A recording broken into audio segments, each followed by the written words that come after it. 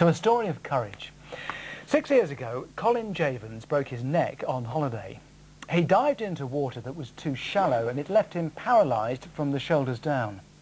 For many people that would mean an end to any sort of active life, but not for Colin. He'd always had an ambition to drive the 13,000 miles from his home in Hereford to South Africa. 6 months later, using a specially adapted Land Rover and with a team of 6 friends and carers to help him, he's done it and raised £150,000 for spinal research. It wasn't easy. Colin is now being treated at Stoke Mandeville Hospital near Aylesbury for burns that he suffered on that trip. But he has his memories of that amazing drive to keep him going.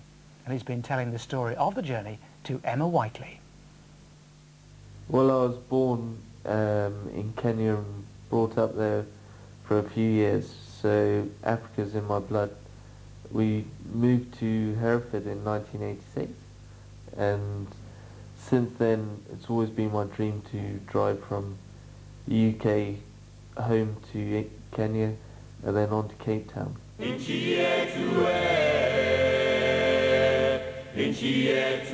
Just to think to myself, when I first had my accident, I no way thought I'd be able to do something like that. And to be able to adapt to the vehicle sufficiently for me to be able to drive over that was just an amazing feeling. Unfortunately, in Italy is where I spilled a cup of tea in my lap, and I didn't realise, obviously, because I can't feel my legs, and burned my legs. They were quite full thickness burns, and so after that we got the boat from the bottom of Italy to the top of Africa in Tunisia, and we followed the Mediterranean coast through Tunisia, through Libya, and from there we hit Egypt and followed the Nile all the way south through Egypt, which was phenomenal to do that. Shortly after that, got our visas for Sudan and hit Sudan, and from then on it was really like we'd hit proper Africa, because we were just in such a remote part of the world. Every day had its own little highlight. The first day arriving in Kenya for me was a really great experience.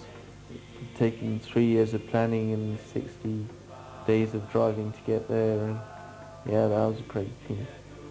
We hit the rains in Central Africa and got stuck a few times, and after that it was Botswana.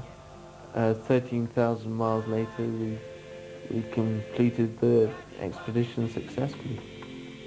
Raising money for spinal research does provide hope that for the future it might be possible that, okay, I might not be able to walk, but I might be able to use my hands again. That could make me independent for the future. An amazing guy. Congratulations, Colin. I mean, we were speaking to him, weren't we, when we were doing the Christmas Angels series on the telephone, and just great to know that he's done it and done so well. Yeah, well done.